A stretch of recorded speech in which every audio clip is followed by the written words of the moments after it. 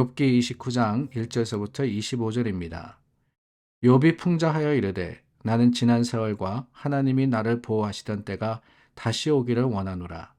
그때에는 그의 등불이 내 머리에 빛이었고 내가 그의 빛을 힘입어 암흑에서도 걸어 다녔느니라. 내가 원기왕성하던 날과 같이 지내기를 원하노라. 그때에는 하나님이 내 장막에 기름을 발라주셨도다. 그때에는 전능자가 아직도 나와 함께 계셨으며 나의 젊은이들이 나를 둘러 있었으며 젖으로 내 발자취를 씻으며 바위가 나를 위하여 기름 시내를 쏟아냈으며 그때에는 내가 나가서 성문에 이르기도 하며 내 자리를 거리에 마련하기도 하였느니라. 나를 보고 젊은이들은 숨으며 노인들은 일어나서 서며 유지들은 말을 삼가고 손으로 입을 가리며 지도자들은 말소리를 낮추었으니 그들의 혀가 입천장에 붙었느니라. 귀가 들은즉 나를 축복하고 눈이 본즉 나를 증언하였나니 이는 부르짖는 빈민과 도와줄 자 없는 고아를 내가 건졌음이라. 망하게 된 자도 나를 위하여 복을 빌었으며 과부의 마음이 나로 말미암아 기뻐 노래하였느니라. 내가 의를 옷으로 삼아 입었으며 나의 정의는 겉옷과 모자 같았느니라. 나는 맹인의 눈도 되고 다리 저는 사람의 발도 되고 빈궁한 자의 아버지도 되며 내가 모르는 사람의 송사를 돌보아 주었으며 불의한 자의 턱뼈를 부수고 노획한 물건을 그 이스에서 빼내었느니라. 내가 스스로 말하기를 나는 내 보금자리에서 숨을 거두며 나의 날은 모래알같이 많으리라 하였느니라. 내 뿌리는 물로 뻗어나가고 이슬이 내 가지에서 밤을 지내고 갈 것이며 내 영광은 내게 새로워지고 내 손에서 내 화살이 끊이지 않았노라. 무리는 내 말을 듣고 희망을 걸었으며 내가 가르칠 때에 잠잠하였노라. 내가 말한 후에는 그들이 말을 거듭하지 못하였나니 나의 말이 그들에게 스며들었음이라. 그들은 비를 기다리듯 나를 기다렸으며 봄비를 맞이하듯 입을 벌렸느니라. 그들이 의지 없을 때에 내가 미소하면 그들이 나의 얼굴빛을 무색하게 아니하였느니라. 내가 그들의 길을 택하여 주고 으뜸되는 자리에 앉았나니 왕이 군대 중에 있는 것과도 같았고 애곡하는 자를 위로하는 사람과도 같았느니라. 욥기 29장의 말씀을 저희가 함께 나누었습니다. 욥기는 42장이니까 그 중에 29장이다 그러면은 이제 후반절이다 이렇게 생각을 할 수 있을 것 같습니다. 실제로 오늘 말씀에서 욥은 마지막으로 자신에 대해서 변론을 하고 있습니다. 욥의 세 친구였던 엘리바스와 빌닷과 그리고 소발이 이 세 번에 걸쳐서 자신들의 생각과 또 욥을 향한 이 판단을 이야기한 후에 욥이 그러니까 거기에 대한 변론을 세 번에 걸쳐서 했습니다. 그리고 마지막으로 오늘 말씀을 나누고 있고 이후에는 엘리후라는 또 다른 한 사람이 나타나서 길게 자신의 생각, 자신의 이야기를 한 후에 마침내 하나님의 말씀이 전해지게 됩니다. 그래서 어떻게 보면은 이 욥기의 그 욥의 마지막 변론이다라고 할 수 있을 것 같은데요. 오늘 본문의 말씀을 보면은 반복되어서 나오는 한 단어가 있습니다. 여러분들도 느끼셨는지 모르겠습니다. 욥이 마지막으로 말하는데 그때 반복해서 사용하는 한 가지의 표현 뭐냐? 다름이 아니라 3절과 4절 그리고 5절과 7절 말씀에 나옵니다. 그때라는 표현이죠. 그때라고 하는 것은 다름이 아닙니다. 과거를 이야기하는 것이고 욥의 입장에서는 자신이 잘 나갈 때를 이야기를 하는 겁니다.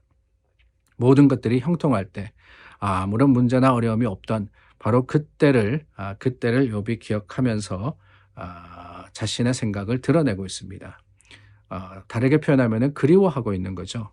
그때가 어떤 때였느냐? 다름이 아닙니다. 자기가 잘 나갈 때였기도 하지만은 분명히 또한 하나님이 함께 하시던 때였다라고 표현을 하고 있습니다. 하나님이 함께 하고 계실 때, 바로 그게 그때, 과거라는 것이지요. 그렇다면 여러분, 우리가 유추해 볼 수 있는 한 가지가 있습니다. 다름이 아니라 그때 그랬다면은 지금은 아니다라고 하는 거죠. 지금은 아니다. 그때 잘 나갔다면은 지금은 잘 나가지 못하는 겁니다. 그때 하나님이 함께 하셨다라고 이야기한다면은 지금은 하나님이 함께 하시지 않는 것처럼 느껴진다라고 말하는 겁니다. 하나님의 임재가 느껴지지 않는 순간 두려움이 들어오게 되고 또한 염려와 걱정으로 인해서 실망하게 되더라 하는 거예요.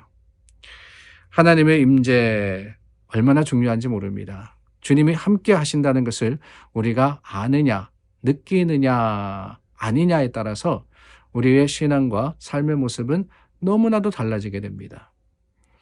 우리가 엘리야를 기억하죠. 엘리야가 어떤 선지자였습니까? 엘리야에 대해서 나눈 지가 얼마 되지 않았는데요. 우상을 섬기는 그 선지자 850명과 대항해서 싸웠던 선지자입니다. 하나님의 말씀, 그 말씀대로 행함으로써 그 선지자를 이기고 죽였던 이 참 대단한 선지자였습니다. 그런데 여러분, 갈멜산에서의 영적 전투 이후에 일어난 일이 뭐냐? 그 엘리야도 두려워서 도망했던 거예요.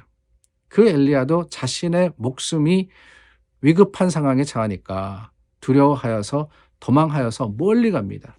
왜 그랬을까요? 다름이 아니죠. 하나님이 함께 하셨을 때, 아니 하나님이 함께 하신다는 것을 엘리야가 확신하고 깨달았을 때는 용기를 가지고 850명이 뭡니까?